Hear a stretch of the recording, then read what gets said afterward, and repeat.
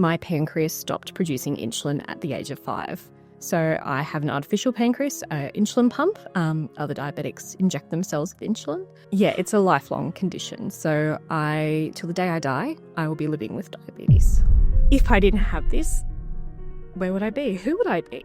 This isn't my identity, but is a big part of my identity. So I can't help but wonder, what path I would have gone down. As a woman, I'm 26. I'm thinking about kids. Do I want kids?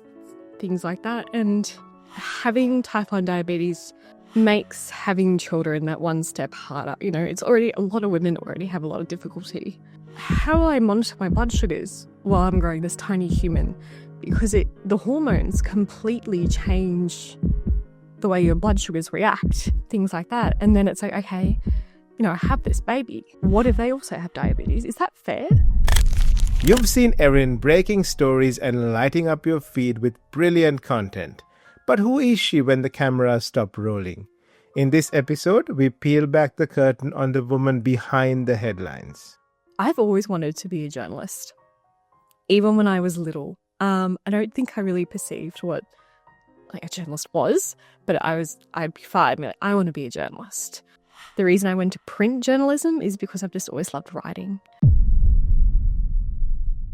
Erin, thank you so much for making the time to sit down and have a conversation. I'm always interested in your story. I've read your articles, but more than that, I've seen you with my friends and the Canberra crew and all of those things. And I've watched you interact with people so gracefully, so politely. And when I read your stories and put them together, I'm like, she must be really tough, really resilient. And those are the two words that have always come into my mind. And as a father of 2 young girls, that's what I want my girls to grow up and be like. So thank you for making the time. I'm very, very grateful for your time. No, thank you for having me. Like I said, I was so stoked when you asked me if I would come along and chat with you. Yeah. Having lived with diabetes for 20 years and understanding yourself and your body, if you could have had a conversation with the 5-year-old Erin, what would you tell her about the road ahead? Oh, this question really hits me in my heart. I tell her that it's going to be okay. So the whole experience, it's scary, it's overwhelming, it's frustrating, but something I like to tell her is it's going to be okay. Even on the days that you feel it's too hard, you're going to have an amazing network of people around you that you can lean on, who support you, and you can still live the life you want. Something I've learnt from my years of living with type 1 diabetes is you're always told that you can't have everything. You can't have the food, you can't live a certain lifestyle. That's wrong. You can. It just takes a bit of control, a bit of organization. So I tell her it's going to be okay, not to be scared.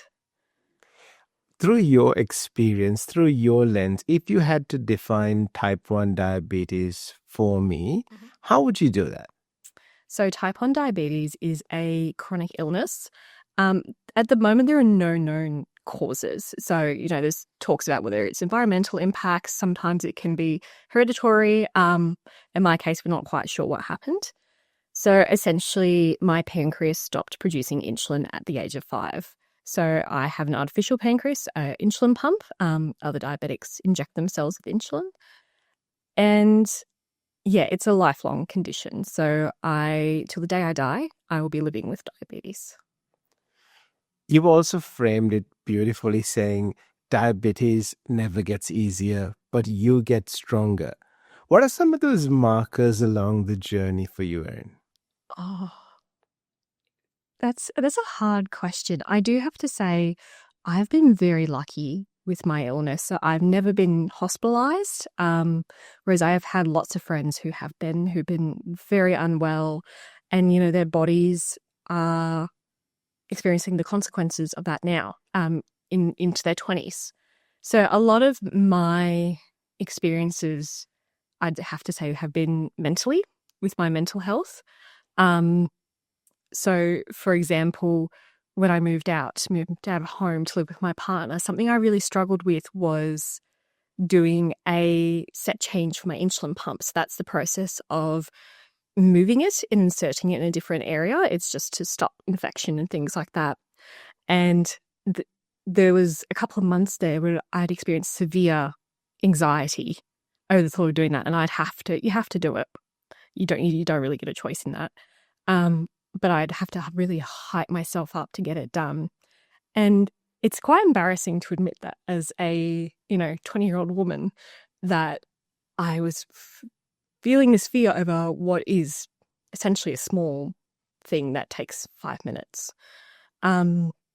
Another example is, I'd have to say, last year I traveled overseas for the first time, which I was so excited about. But again, one of my roadblocks was I was so nervous because I was out of my routine and I was in different countries that all I could think was worst case scenarios of what would happen if my pump stopped working, if my insulin didn't work, if I just had a bad day. Like, how would that work?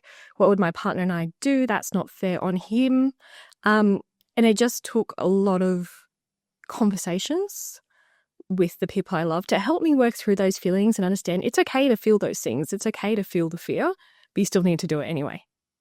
You never get a break from diabetes. So there's never a moment where I can just throw my hands up and walk away. I still have to do the thing I'm scared of.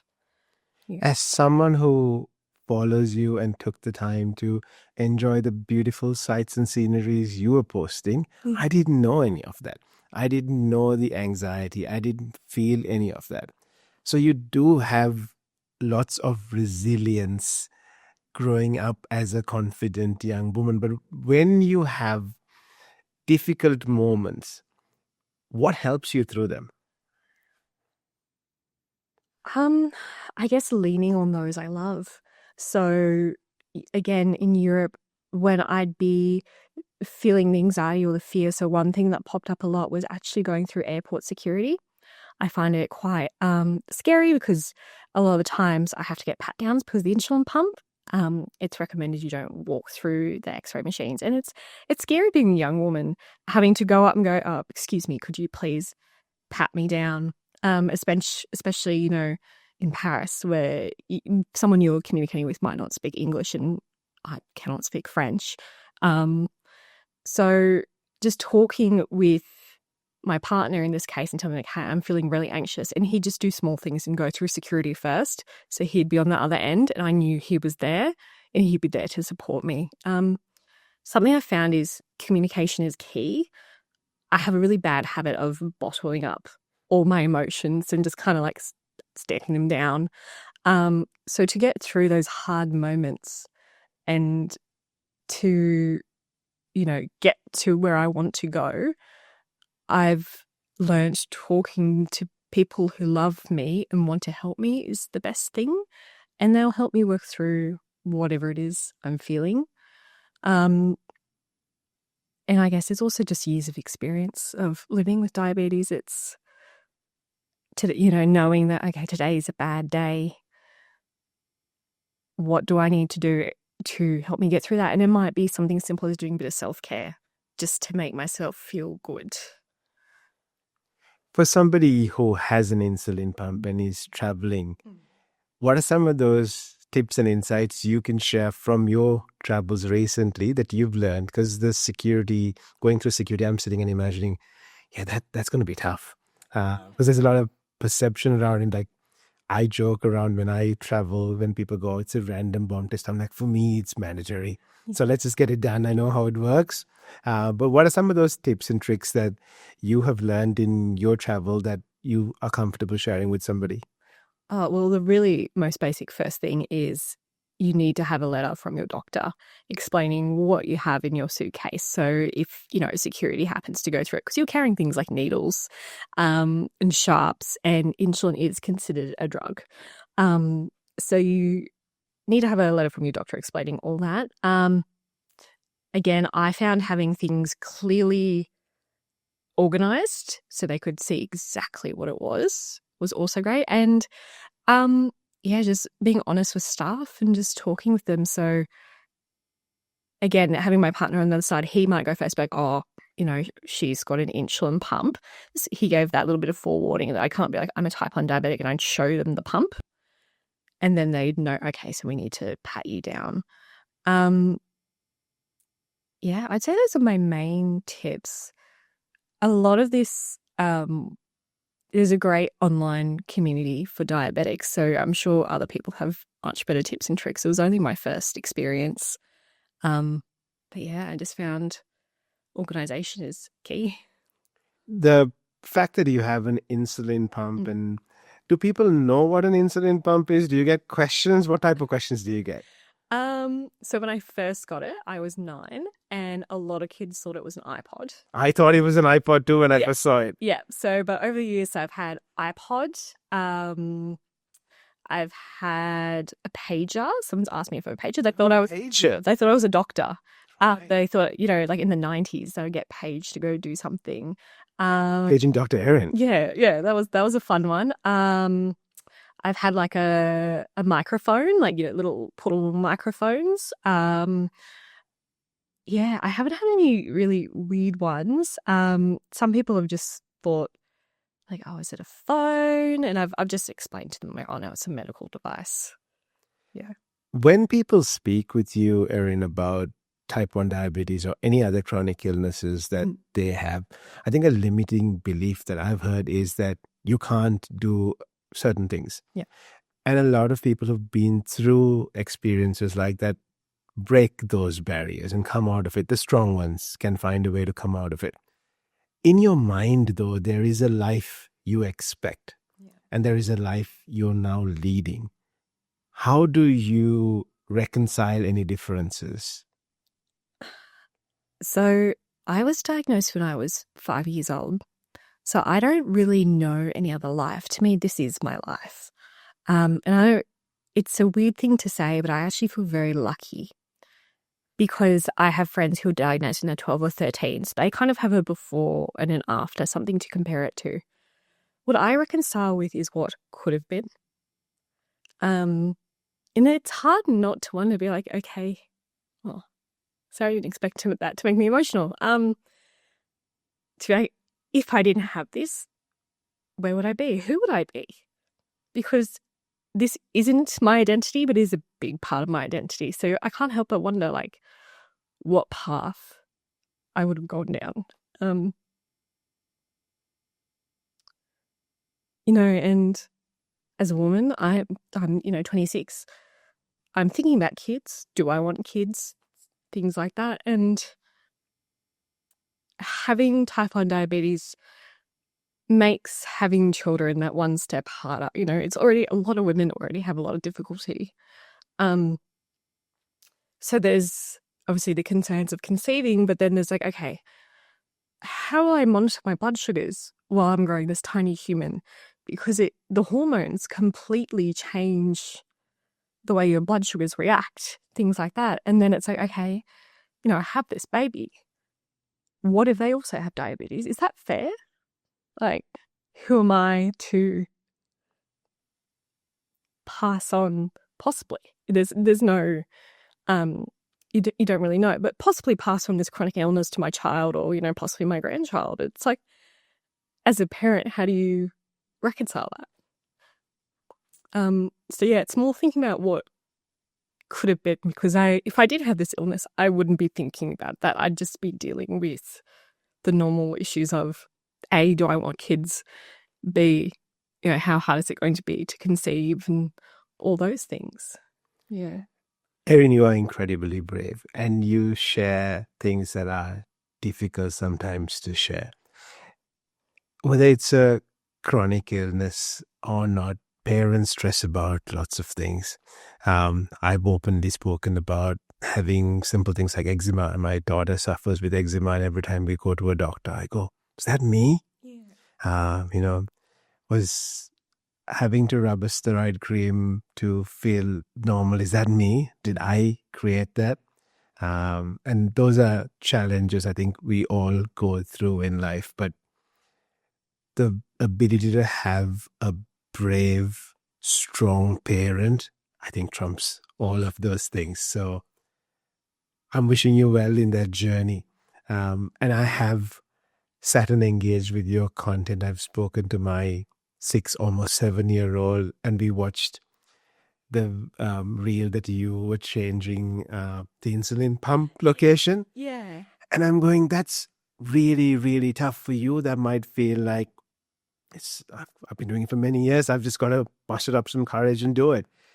But for me, if somebody has to take a blood test, I need to be laid down. Otherwise, I will fall on my face, and I'm big. Carrying me up is a problem. How do you build up the courage to share your story? Because if I don't, who will? Growing up, there was no representation in the media of type 1 diabetics. And even now, if I see, I get excited because it's a very isolating chronic illness. It's invisible. So, if you look at me now, I look fine, I look healthy. You wouldn't know what I'm actually feeling, whether my blood sugar's high, low, until I start exhibiting more physical symptoms, which might take a while. And even then you might be like, oh, she just looks a bit pale. Something my mum instilled in me growing up is you need to advocate for yourself because, if you don't, no one else is going to. And over my years, I've met, many diabetics, many parents of diabetics, and a lot of the feedback I get is they like seeing someone like them.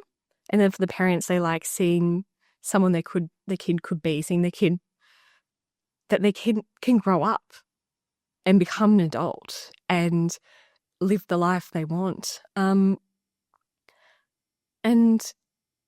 I've had to educate a lot of people about diabetes throughout my life, which I'm more than happy to do, but it's very frustrating that even now a lot of people don't understand it and don't understand the way it works. And even just having a little bit of knowledge is very powerful. You could save a life. Like even out on the street, you don't know. So the main reason I do it is to educate people and show other diabetics that they're not alone. Like I said, I experience a lot of anxiety around my illness, and I'd like someone else out there to understand they're not alone, that a lot of the frustrations they felt by others, and that there's someone they can talk to. And that's powerful because it's not a situation that you face something and you've now recovered from it. You're sharing an ongoing challenge. And that takes, again, lots of courage. What has been the reaction for that particular video? What have you heard? What have you got in terms of comments and feedback? Oh, that particular video. A lot of people said thank you for showing that insight to my life and that they felt they understood my life a little bit better. I had a few people say that I was very brave doing that, but the thing that frustrates me about that term, I don't have a choice. I don't actively choose to inject myself every day just because if I don't do it, I'm going to die. Very blunt and very simple, as awful as that sounds. But it was really nice getting the feedback, especially from, a couple of colleagues and close people who, I might have known them since primary school, with like, oh my God, I didn't know that was part of your life. And a big thing about having diabetes is the mental load it takes. So when I'm doing something like that, ideally you do it every 3 days. But, between my social life, my job, and just general day-to-day life, it's like, okay, when am I going to fit it in? What suits my schedule? If I go out to a work dinner where we have a, beautiful meal, am I really going to come home at 10 o'clock at night and do that? Okay, maybe I should do it today. Or it's thinking about, okay, I'm going away this weekend and I need to take supplies with me, but I don't really want to feel the pressure of having to do a set change while I'm away, in between this activity and that activity. So maybe I need to do it tomorrow, but if I do it tomorrow, I need to think about this. And it's non-stop. It's never quiet in my head. You always need to be 2 steps ahead when it comes to diabetes. But the kicker is, even if you're 2 steps ahead, it's not necessarily going to go to plan. And that is also something that needs to be taken into consideration. Like, okay, if something goes wrong, what am I going to do about it? How will it impact me the next day? Am I able to work from home tomorrow? Things like that. Yeah. You spoke about the toll it takes on your mental health. Yeah. What do people not know about that? Just how draining it is. So diabetics make an extra 180 decisions a day. And it's everything from how much insulin to give themselves when they eat, to what to eat, to when to exercise, to, okay, if I have, this snack now, how will this impact me later? Every time I go to drive a car, I have to test my blood sugar. Before I go to bed, I have to test my blood sugar and make a decision, go, okay, do I feel comfortable going to sleep, or do I maybe need a snack, or do I need to keep some lollies by my bed just in case, because I'm not quite sure what my blood sugar is doing. And it can be very draining and just very overwhelming.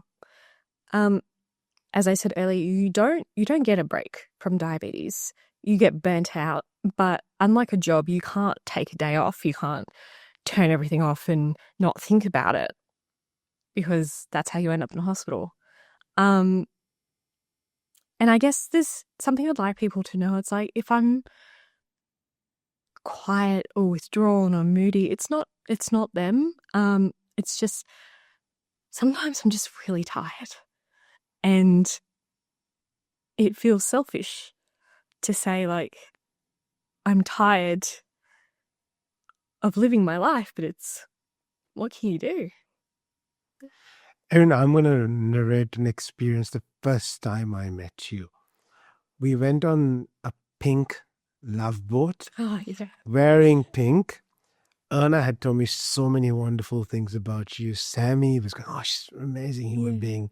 And I'm seeing you so bubbly and so happy with what I thought was your MP3 player. And I'm like, she's got a vintage MP3 player.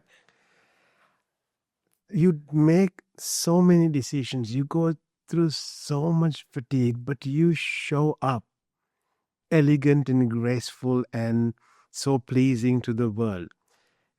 Is that easy? Not all the time. There are days in my job, in my role at Canberra, it's a very public-facing job. I talk to a lot of people every day. I go to meetings. I'm out filming reels. And sometimes I just want to sit at home and not talk to anyone. Not because I don't want to see people, but it's because I'm just feeling drained, just emotionally, physically, whatever it is. But you need to show up. You can't stop living your life. Otherwise, what's the point? Yeah. Is that something that the people around you now know? Is that something that people around you now support you when you want to take a moment to just chill and be you? When you want to take a moment of just quiet? Have you built that support structure around you? I have. I'm very lucky enough to work with a really supportive team. And I'll give you an example. A couple of weeks ago at work, for whatever reason, I was just having a roller coaster blood sugar day. So, if, I'd be riding high where I'm feeling, nauseous and a bit grumpy and just unwell. And then I just plummeted. And no matter what I did, I wasn't coming up. So I was dizzy. Everything was just kind of blurry, and it was really hard to concentrate. I was shaky, and we were in the middle of a meeting, and I love my team. We're very chaotic. We're all over the place, and I'm trying to run this meeting. Everyone's having fun, having a laugh. I couldn't do it. it was just too much. And I had to say to them, like, I'm really sorry. I'm having a really bad blood sugar day.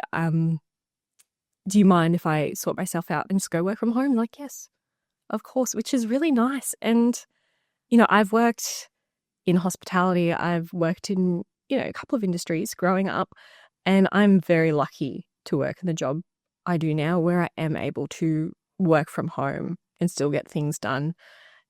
A lot of diabetics aren't lucky, and whether they're working in retail or hospitality, their illness affects their work, and they haven't necessarily had those good experiences.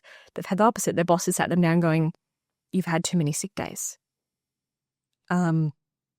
Or, you haven't been showing up, and they've gone, but I have this chronic illness, and they go, well, you're not performing.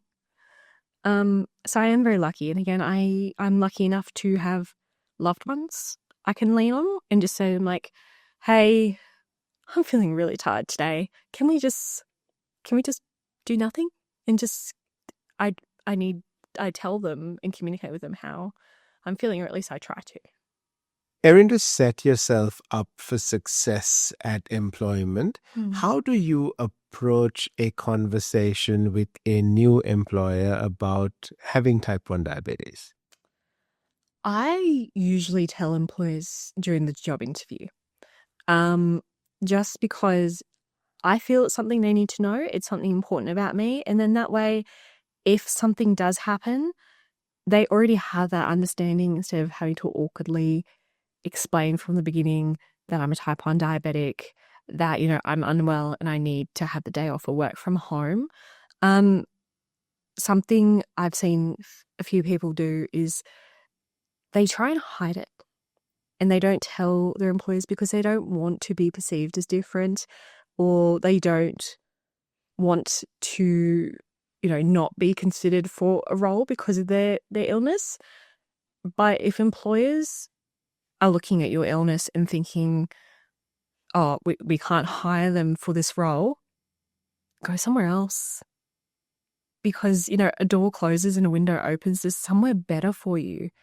And the right place will listen to you and take those considerations. Like, I'm not taking a day off or having a sick day every week. It's just once in a blue moon, I might just have a really bad day. And an employer needs to know that. I have a majority of really good days, which is great. But it's also just for work health and safety. If, you're a diabetic and you're working hospo and your blood sugar is dropping and you need to remove yourself from, say, the floor where you're serving people, they need to know that. Also, if you suddenly collapse at work, they need to know that you have a chronic illness, so they can call the ambulance. Honesty is always the best policy, I think, when it comes to this kind of thing. And it can be really awkward and intimidating at first, but it's worth sitting down and having that conversation. Let's speak about your career as a journalist. Yeah. What attracted you to that field of work? It's a funny story. So I've always wanted to be a journalist, even when I was little. I don't think I really perceived what a journalist was, but I'd be fine. I want to be a journalist.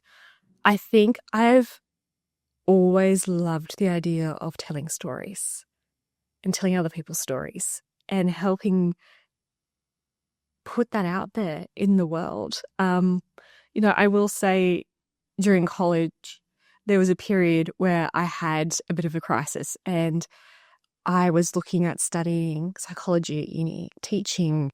There was something else there that I'm suddenly drawing a blank on, and I was back and forth going, what should I do? Like, I'm not quite sure. And my mum stopped, and I remember she was in the kitchen. She turned around and looked at me. She said, what happened to being a journalist? So I looked at the course at University of Canberra and, looked at the requirements and things I had to do, and it just clicked. And I was like, that's what I want. The reason I went to print journalism is because I've just always loved writing. I wanted to be an author as well growing up, and I've just always loved words and the power they hold. when I study at UC, I have a lot of people ask me going, "Oh, so you want to be on TV?" I was like, "God, no, I do not want to be on TV." Like, what about radio? I was like, no, I want to write. No, print journalism is dying. And I was like, it is, but it's what I want to do. And I'm lucky enough to, have built a career doing that.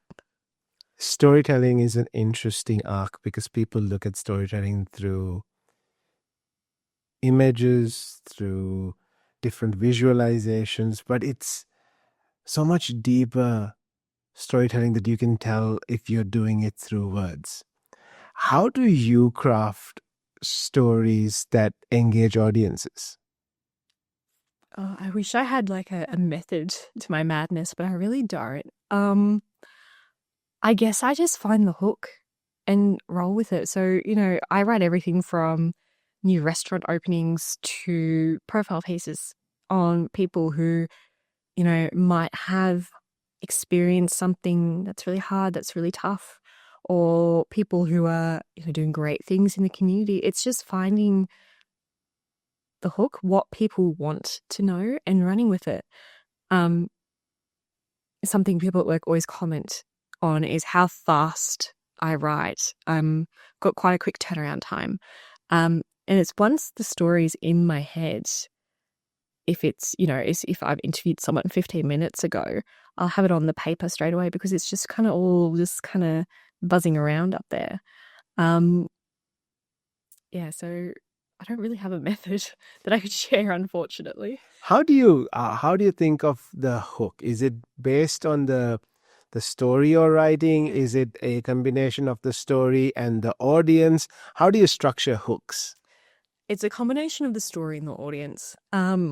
At Her Canberra, we know what our readers like and what our readers react to. So with that always in mind, it depends on the story. So if it's a new restaurant, it might be, okay, so what's exciting about this restaurant? Is it the fusion cuisine they're serving? Is it the location? Is it the chef? Something like that. Whereas if it's, a piece about a person, it's like, okay, what's the punch here? What's the punch in the gut? Is it a mum who's trying to raise money for, babies in the NICU because she's someone who had babies in the NICU who, might have unfortunately not made it out? Is it, someone who's raising money for cancer by, running or walking a crazy amount? It's finding what people are interested in and what they want to know about what's happening. What's the most interesting story you have so far told? Oh, that's a hard one. I've told so many that it's hard. Like, I've interviewed some amazing people. So like interviewing Grace Tame was, a massive feel-good moment for me. So I was trying to think of one. Depends on the week, if I'm honest. Last month. Craziest as in quirkiest? Yes, let's go with quirkiest. Oh, okay, a couple come to mind. Well, no, they're not quirky, but they're cool. They come to mind. I interviewed Emma Gray, who's a local Canberra author. So her book has been turned into a TV show, which is super exciting, going to Hollywood. A new restaurant opened in the city, which is Japanese Italian fusion, which sounds like it shouldn't work, but it does. Then the story I mentioned earlier of the mother raising money for the NICU, that's someone I actually interviewed who had twin boys. And unfortunately one of the boys passed away. So now she's walking with her other son to raise money to give it to the foundation, which is absolutely heartbreaking and inspiring at the same time that she's, getting up and going with her little boy. What do those inspirational stories teach you about life? It teaches me that no matter what life throws at you, you can come out the other side. Like, some people I've talked to have been through some truly awful things. I've interviewed a woman who, she has terminal cancer. She's going to die within the next few months, and she's living her life to her fullest, and she's raising money because that's what she wants to do, and it's not for herself. It's not to go towards her own treatment. It's for others receiving cancer treatment, which is absolutely inspiring. And also shows like life isn't linear. Like you don't go to school, start work, get married if you choose to die. Like you never know where it's going to lead you. Some people have had some amazing career changes, halfway through their life. And it's shown me that, I might have a plan in my head of what I want life to be. Doesn't mean it's going to happen, but it's not a bad thing. Yeah. How does storytelling on print differ to fast media, to the pace of social media?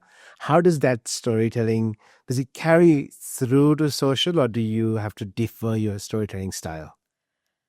It can carry through to social, but the beauty with print is you can go deeper. So, social, particularly filming reels, you have a limited amount of time to fit all the content in, whereas working with print, I have as many words as I need.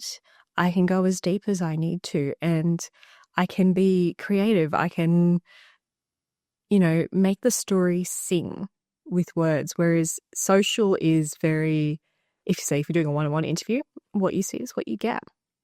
In print as well, you can add a lot more context and background. You can do more research to add depth to the story, whether it's statistics, using other media outlets, things like that. There's so much you can do with it. But the way the world is moving, everything is going to social, and something we're trying to work on at Canberra is going, okay, how do we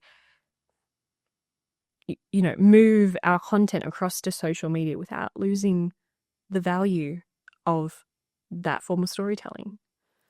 As a journalist, do you see the ability for social to create that curiosity, that interest, and then be a funnel to the deeper storytelling through your words? Yes. So that's something we do.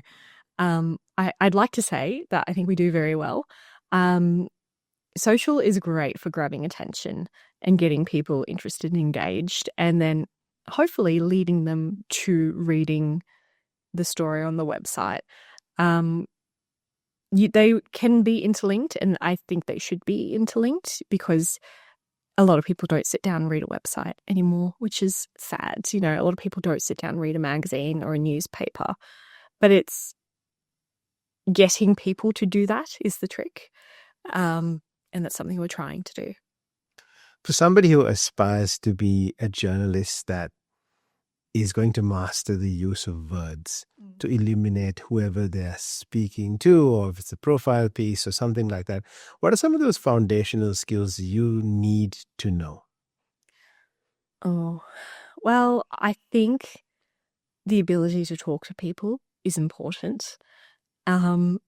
And having emotional intelligence is incredibly important. So whether you're interviewing someone face-to-face or over the phone, picking up on those cues where they might not be comfortable is great, but also where you can dig a little deeper.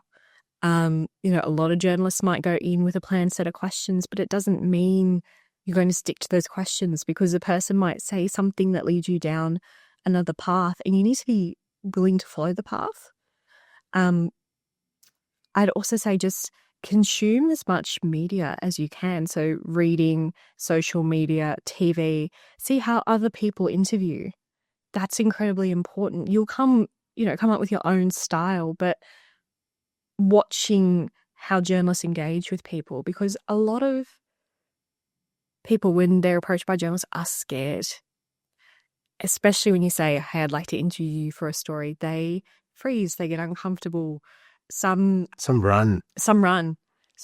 And it's, you're not interviewing them about anything scandalous or scary. You're not trying to have a gotcha moment, but there's that underlying, sense of ickiness that people get when you say, I'm a journalist, which is quite sad. I'm smiling because it's also kind of funny at the same time. The amount of interviews I've done where people go, oh, you're really nice. And I'm like, I'm not here to upset you, make you feel uncomfortable. That's not my job. My job is to tell your story. And then in terms of writing, read as much as you can. There's so many ways to tell stories, and your tone will change depending on the story. You don't want to be the journalist that is writing the same story every week. People won't read it. It's boring. Being able to change your tone of voice, your use of language, your use of words. Like, I know sometimes I get in a rut where I'll use the same phrase over and over in my stories, and I'll pick up on it. I'll go, God, okay, I really need to stop saying that. So am I, okay, when's the last time I picked up a book or, consumed a different form of media? And I will actively go do that just to get my brain working again. Again, I love social media, but the problem is it rots your brain and it just puts you in a little cycle. And I'm so guilty of it. I love a doom scroll.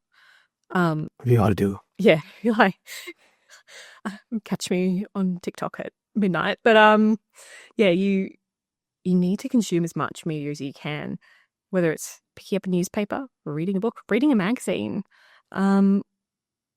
It's all there at your fingertips. And then I'd say you do your research. So if you're interviewing a well-known person, have a Google.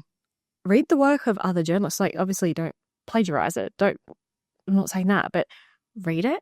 See how they approach the story. If you're interviewing the same person about the same thing, be like, is there a different angle? Is there a better angle? What didn't they ask? So what's the role of AI in telling good stories? Is there a role?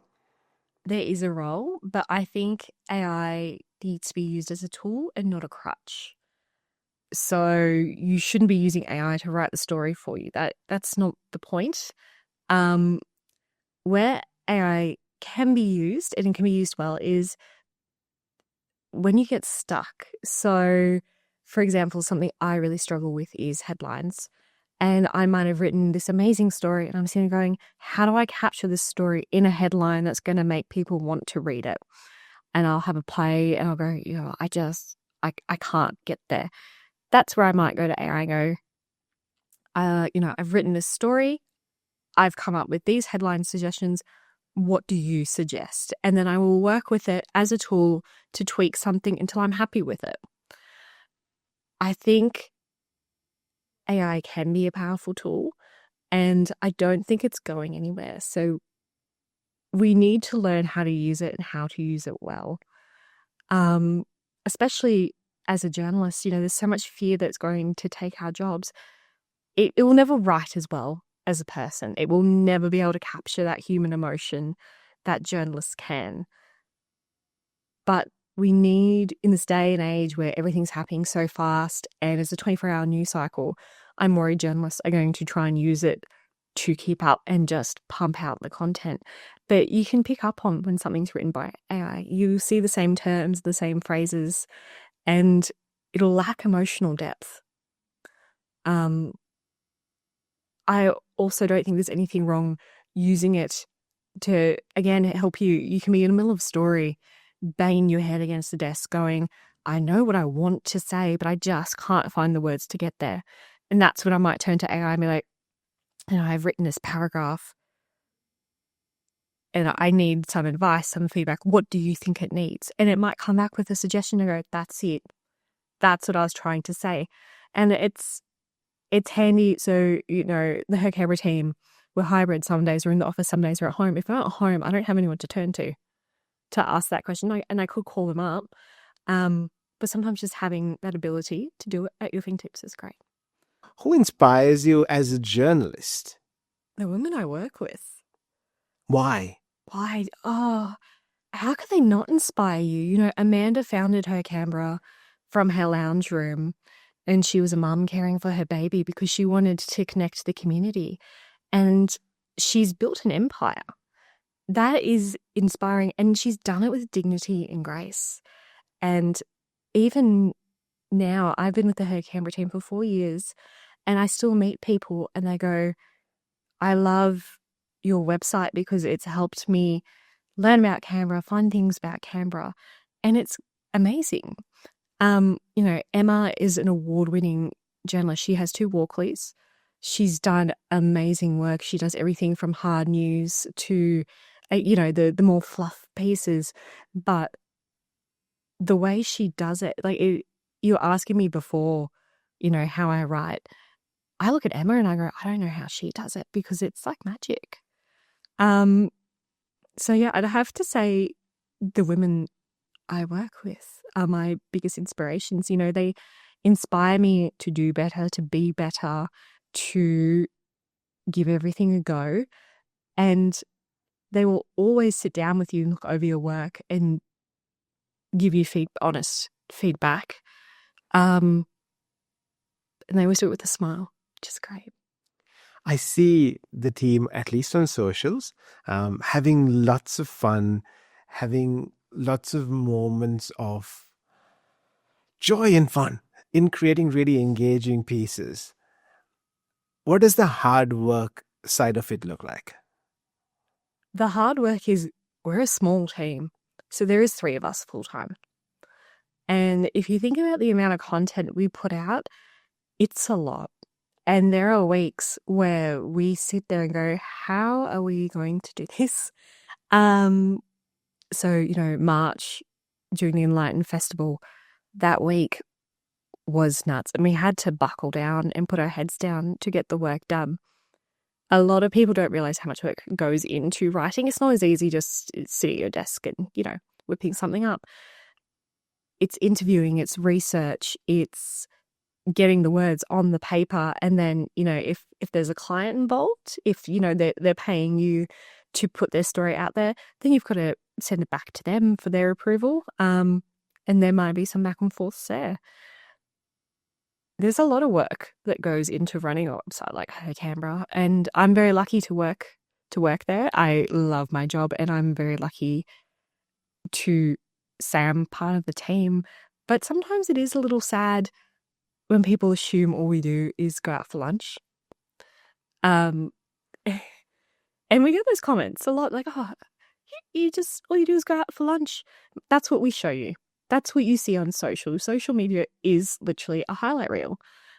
You don't see the late hours we work or, the frustration we feel trying to write a piece if it's just not coming together, or, the heartbreak we feel if we get the feedback that someone doesn't like our piece, which does happen. And, it hurts a bit when people don't like it, and you've just got to go, okay, how can we make it better? And you've just got to buckle down and get it done. Building on that, as a journalist, when you put a piece out there, if you get less favorable feedback, negative feedback, something that hurts, how do you process that and how do you deal with that? I let myself feel the feeling, whatever it is, whether it's disappointment or sadness, or it might be frustration that, if someone's going, hey, you got this wrong, which I'm a human, I make mistakes. And so I feel the feeling. If I can fix it, if it's a mistake, I'll fix it. And then you move on. That's all you can do. Something I've learned is if you internalize it all and hold it all, it takes the joy out of it. And, you don't want to be going into a job every day where you're scared of feedback, because in the job we're so public facing, people are always going to be commenting on what we're doing or what we've written, and you need to develop a thick skin. Sometimes you are wrong, and sometimes you need to fix your mistakes and you need to own up to your mistakes, but other times you need to understand people are allowed to have their opinions. And while it might hurt, it's not the end of the world. When somebody is thinking of telling their story about their business, about their new restaurant, new venture, what is the one thing you wish they would tell you? it sounds really awful, but why is it interesting? Why should people be excited? A lot of businesses will email me like, hey, we're a new business. That's fantastic. Like, congratulations. That is a hard thing to launch a business. But why are people excited about you? What is your niche? What is the thing that makes you unique? That's something businesses need, or restaurants, or, whoever is, need to keep in mind. When working with media, we're always looking for the hook, like we spoke about earlier. And people need to understand we get so many emails a day, whether it's new businesses or from PR, things like that. You need to have that thing that grabs our attention. Even, if you're doing a paid piece, you need to have that, because it's like, well, okay, why are people going to click on this story to find out more? You need to have something that makes you stand out from the crowd. You spoke about the lunches and the dinners and the parties and the special events that you get invited for is what people see, and people see a lot of that. How do you make sure that when you're at all of these lunches and dinners and yummy spots, that you can still eat what's good for you? You can still eat stuff that works well with your diet. Oh, so yeah, I'm gluten-free, which sometimes does make it a little bit hard. I just tell venues from the get-go about my dietary requirements, but something I've been implementing lately is I don't have to say yes to everything. We might be a tiny team, but someone's always keen to go along. And if I'm looking at the menu going, okay, this sounds great, but what can I actually eat? And if there's not much there, or for whatever reason I'm not feeling it, then I just politely say no. So for example, I find canapes really hard if you're going to a launch or a party and there's lots of canapes. A lot of the time you might have two that are gluten-free, but there are many nights where I've actually gone home hungry. Which, the venue, it's not the venue's fault. They're just trying to have a good party. Yeah. And it's the ability, I think, to say no that's the important part of it. I think it comes with experience. I think it comes with the ability to say, it doesn't all have to be me. It could be somebody else in the team. Yeah. And thank you for sharing that, because I wanted that experience side of it also to come out. What are those other journalistic bits of experience you have gained now in 4 years that you didn't really know about when you got started? Well, so when you're at university studying journalism, the way the degree at UC worked when I was there is you did like a little bit of radio, a little bit of TV, and a little bit of print. So you kind of dip your hands into everything. So working at Hera Canberra, I've really been able to dive into print journalism and, working with the website. I'd like to say over 4 years, my writing has only improved because I'm doing it every day and I'm learning and I'm growing. Again, interviewing is something, the experience of interviewing someone. When I first started out, I'd have to really hype myself up to make a phone call. It's scary. And, you don't know how someone's going to react when they pick up on the other end. But now I have that experience. I've built the confidence to go, oh, it's okay. It's just a phone call. We'll just get it done and move on. But I've done some really amazing things in my job, and I'm very lucky to say that. I'm very grateful for that. So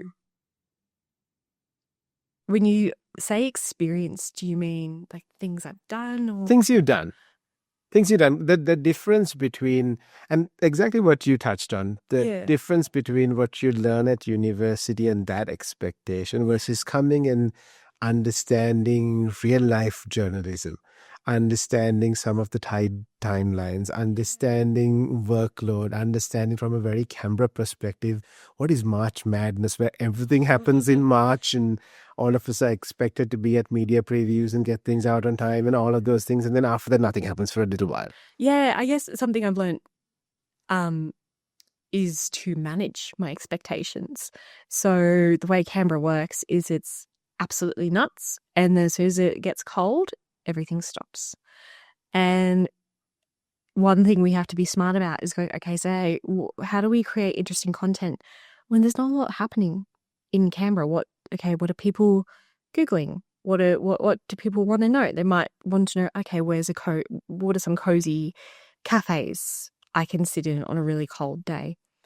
Also manage my expectations that we do get to do these amazing things. We get to go to media calls and things like that, but they are draining. They are fun, but they are really draining, especially if you have a day where it's meetings, media calls, and then, you have a dinner that night. By the end of the day, you are just ready to go home and curl up on the couch. And I've learnt in my job, you need to always be on. So whether you're at a media call or going to a restaurant opening or an event, something like that, there are going to be people there who know you or know of you, and you need to be on. You need to be ready to talk and, chat with them and connect, which is really lovely that I get to do that. But when I first started, I was so shy and nervous and scared. And, I'd have people coming up to me going, oh, you're from Canberra, and I wouldn't know how to react. And I'd be like, oh, yeah. So, yeah, I've had to grow from those experiences and, like, I'm an introvert at heart, but be able to, put aside those nerves and, connect with people, talk with people. How do you use your personal social media or other platforms to illuminate the story of type 1 diabetes? So I love Instagram, and I'm always playing with Instagram. I have used it a few times to show a different side, like show a side of my diabetes people might not know about. And I will say every time I do post something, I get a little bit nervous, especially if it's something like the reel we spoke about earlier, where I'm doing the set change. It's very personal, sharing that. And I know people aren't judging me, but I always have that little voice back in my head going, are you sure you want to post that? Another platform I've experimented with is Substack. So I use Substack to post some personal essays about living with type 1 diabetes, and that was really cathartic, putting out in the world, because they allowed me to write about things I've been feeling and let people read it and see that side of me. I mentioned earlier, I'm really good at bottling things in, and the experience of actually putting down how I feel on paper was one, like, illuminating. There's some things that I'd sit down and I'd start writing and go, oh, I actually didn't realize I felt this way, but it makes sense. And then it was also very draining. I'd finish and go, oh God, like, that was a lot. Okay, I feel that way. And then I'd have to sit there and process it. It was kind of like a form of therapy. Hitting publish was scary. And I've had a few people in my life who have read that, and part of me wants to shrivel up and die knowing that. But then their feedback has been, thank you for sharing. I didn't know you were experiencing those things, or you felt that way, or that, this was even a blip on your radar. And again, being able to share that side of myself and hope there's someone out there, a diabetic out there, that read that and know they're not alone, is really heartwarming. So an experienced journalist like you also feels nerves. All the time. And not just with personal pieces. Everything I write, every time I hit publish, there's a little voice where I can't help but wonder, oh, will anyone read this? Will they care? And will they like it? So, we love it when we get feedback, because I forget there's people out there reading my pieces. And, I might be out at a friend's house and there's an acquaintance there and they're like, oh, I've read your piece. Not, oh, you did? Oh my God. Like, it's still, even 4 years in, a crazy concept to me that people are reading what I write. This is more a personal question, because I Yeah. always want to find out how to answer or how to respond to this better. How do you respond to it professionally and eloquently when someone says, hey, I've read your piece, or I saw this thing you've done? I still don't know. A lot of the time I usually go, oh, you did? But I just thank them. I go, oh, thank you thank you. That's really nice. Thank you for reading it. I might ask them what they thought. Usually, I'm lucky and I go, I read your piece about blah, blah, blah, and it was really great. And, it made me want to go do the thing, try the thing, whatever it was, which is really nice feedback. So yeah, I always just try and thank them, because I think sometimes people forget that we're real people behind the scenes. We have lives, we have dreams, we have desires, and we're lucky enough to work in this amazing job where we create content. But that's one aspect of us. It is not who we are. You've just told me that you make 180 decisions approx dealing with chronic illness. You told me that you're a fantastic journalist with a busy life. So that's a lot of time. Tell me about how you find time to be a Pilates instructor. That is the question. Where do you find this time? Is there a sale somewhere? Did you find a special discount store? No, honestly, you find the time because you want to do it. So at the moment, I'm working with Ground Up. So I'm going through a mentoring process with them. So I'm not teaching classes by myself as of yet. I will hopefully soon. But I've set with myself very clear boundaries, because I have a very bad habit of saying yes to everything. So I'm excited to teach and I'm thrilled, but my boundary is only on weekends, just because getting up and say doing the early morning classes during the week is a lot, especially if I have a big day at her Canberra where I have an event that night. And then secondly, because I do a lot of events at night after hours, I can't guarantee that I'm free. So yes, it's about setting boundaries and hopefully sticking to them. What about Pilates do you like? So I fell in love with Pilates during the pandemic. I started doing it at home, doing mat Pilates. And I enjoyed the physical movement. I'd never say I've been a sporty person. I've always never enjoyed team sports. But the mind-body connection was really what sparked my interest. And I mentioned earlier, my mind is always busy. It's always going. It made it nice and quiet. And then the bonus of, I guess, the physical side, so the endorphins, and then the way it made me feel within myself was just a bonus. And so I've been doing it for 4 years now, and then I became a certified reformer instructor as well. And yeah, what I love is it's that physical aspect. It's exercise. I've never felt better. But then it's also my meditation, my sense of calm, which is really nice. And for someone that doesn't know a lot about Pilates, if you're somebody who goes to the gym, if you're a cardio person, what do you need to know about Pilates to actually enjoy it? Oh, that's an interesting question. Look, everyone will have something they, a physical activity they enjoy, and Pilates might not be for them. I think it's more you need to listen to the cues. So your instructor, whether, you're doing a YouTube video or you're in a class, they will give you cues on how to move your body. And you really need to listen to that, because the key thing about Pilates is it might not feel like you're doing a lot, but it's about the muscles you're engaging, which works the body. So, you know, they'll say something like, you know, suck your belly button in, and you might go, why am I doing this? But then you'll start to feel the burn. And you'll be doing something so simple, and it's the tiniest little movement, and it makes you realize just how interconnected the body is, and how like the smallest thing can totally change the way you move and how you feel the movement.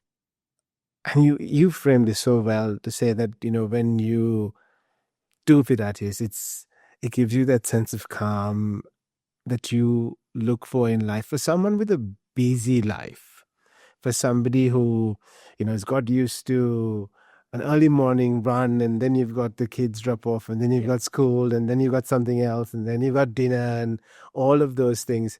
For someone who wants to try Pilates for the first time, what do you recommend? Just give it a go. So it depends whether you're interested in mat or reformer. They're two very different things.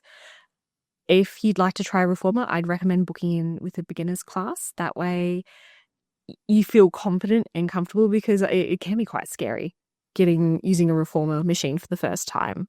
But it's not there to hurt you. It's there to help you. It's helping you through the movements. Again, you can book into beginner mat Pilates class, or you can find some really good YouTube videos. I'd recommend doing your research though, because not everything people say is Pilates is actually Pilates. You know, Pilates was designed by Joseph Pilates, and there are very specific movements and things like that he designed within his workouts. So, you know, you might be on Instagram and you're watching someone do something crazy. They're going like, oh, you know, copy my Pilates workout. It's not Pilates. So do a bit of research as well. All right. Food sometimes isn't just a meal prep. It could be a science experiment. Yeah. What does your meal schedule, your diet look like? Oh, honestly, it's a bit all over the place. This is an interesting question as a diabetic. So when you're diagnosed, you actually do work with the team of dietitians, and they teach you things from, you know, what a carb is, short and long-acting carbs, sugar, things like that. So a lot of diabetics do have a very broad range, like, understanding of nutrition.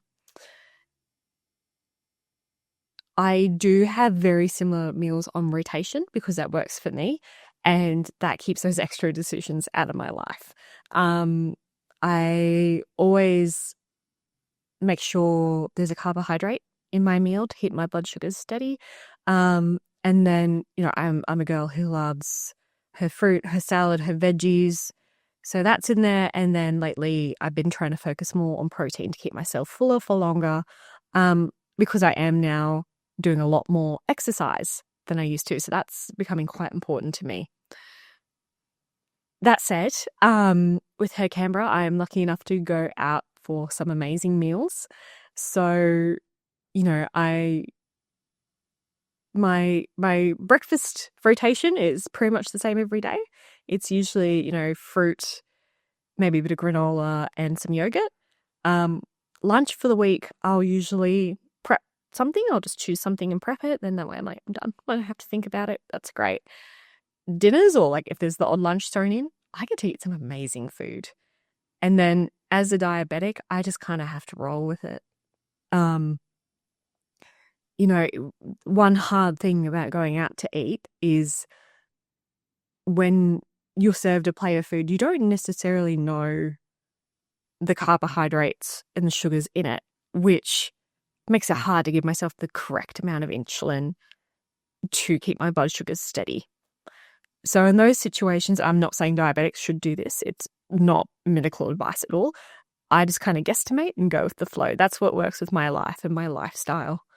But, you know, that's something important to talk about when it comes to diabetics and food, is because we do spend so much time reading nutrition labels. something that's not talked about enough is disordered eating and diabetes. It's actually very common for a lot of diabetics to have disordered eating habits because we are reading the back of nutrition packets all the time.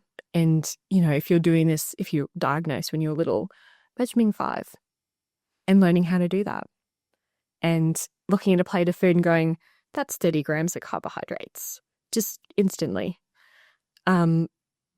Diabulimia is actually a term within the community of diabetics who make themselves seriously unwell by not eating enough and not giving themselves enough insulin.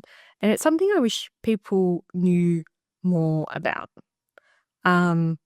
just because it's important.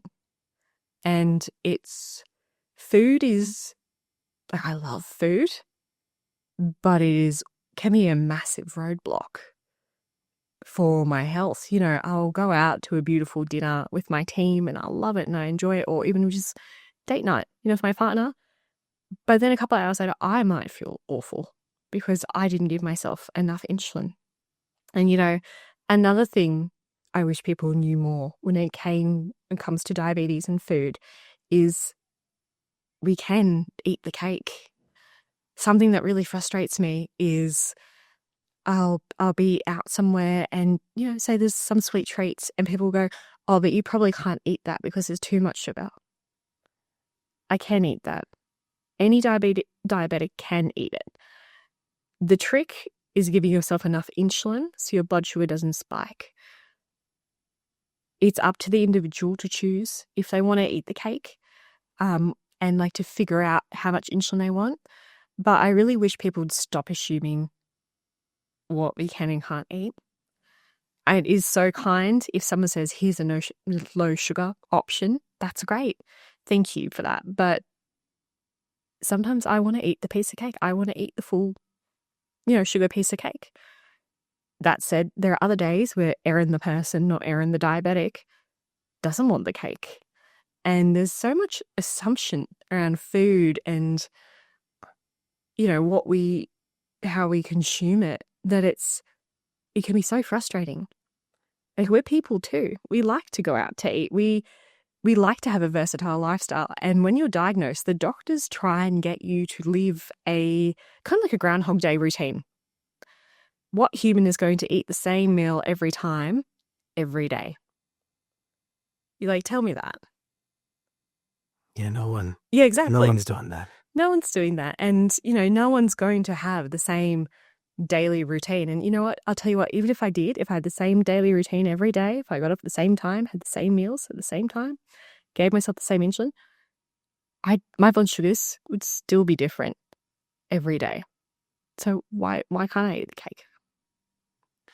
You put out lots of inspiring articles that illuminate your current circumstance, your life, but you also empower people with your thinking around you are not your diagnosis.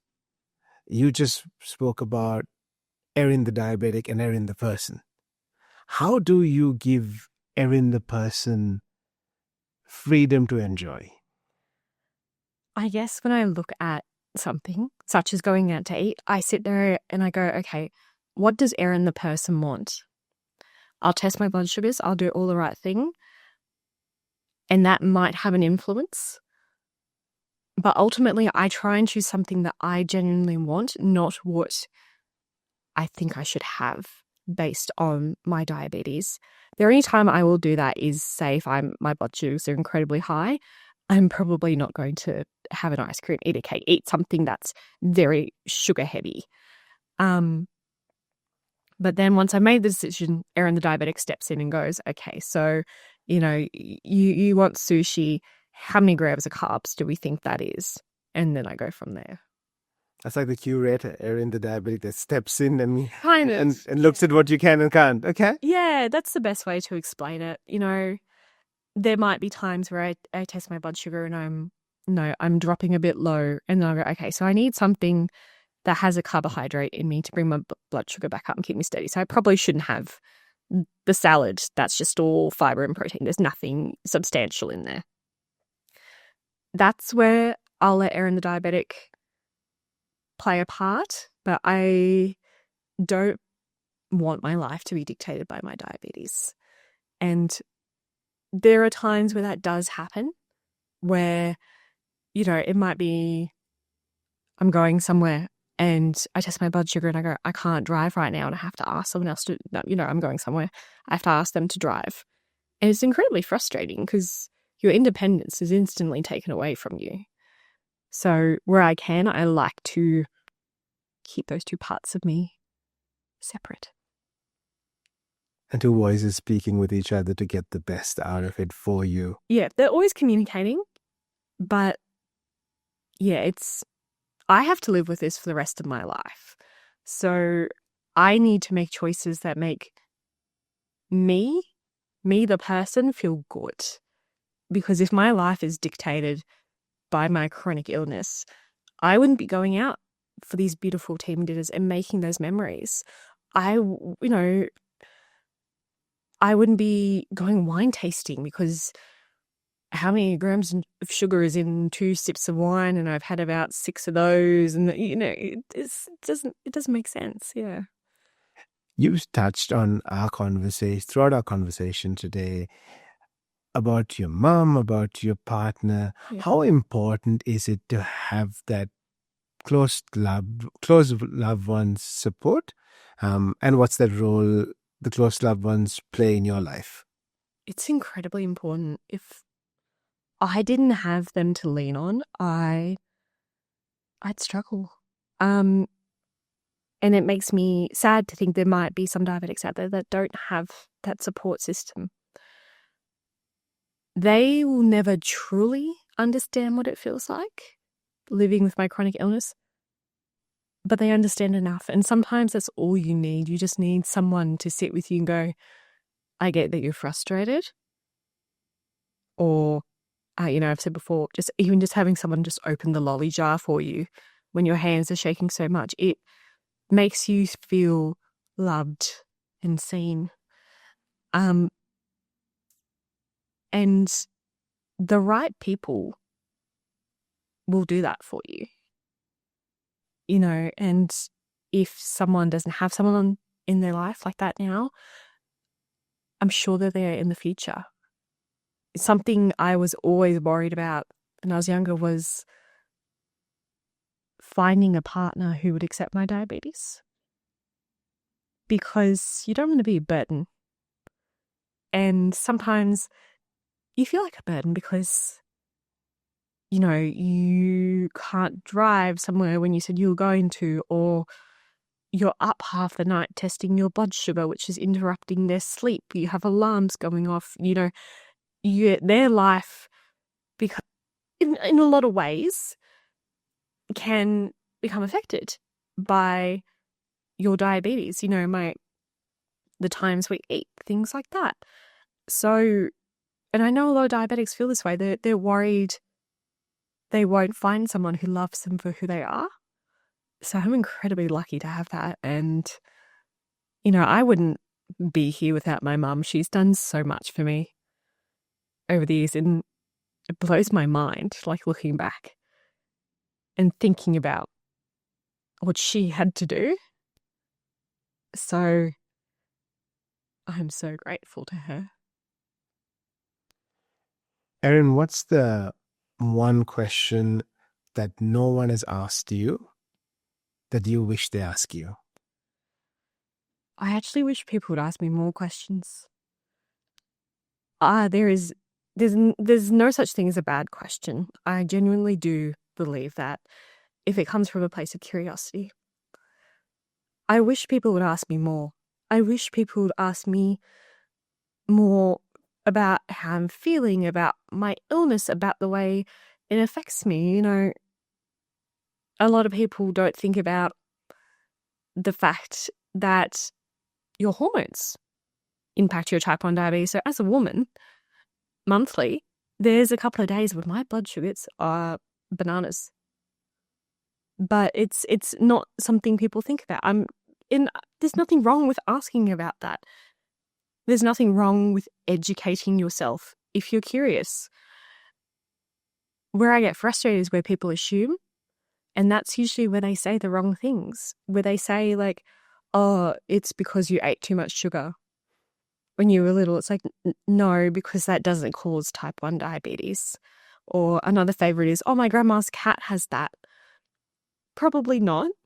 I'm sure the pet probably does have diabetes, but it's different. it's not quite the same. So yeah, I wish people would actually ask me more. There's not a particular question that comes to mind, because ask away. Why not? I won't be offended. And I don't think other diabetics would be either. If somebody wanted to reach out to you, find out more about type 1 diabetes, but also about your incredible skills in journalism, and somebody aspires to be like that, how does someone get in touch with you? They can follow me on Instagram. So my Instagram is at Erin Cross _. They can just send me an email to the Her Canberra account. So my email is erin@hercanberra.com.au. And I'm happy to hear from anybody. Honestly, please reach out.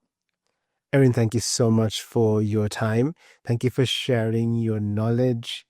Thank you for always being kind and inspiring and bubbly and happy. That's the Erin that I have known and seen and admired. Thank you for sharing everything you shared with me and with everyone listening today. I just want to take that extra moment to say that you've done so much in 26 years.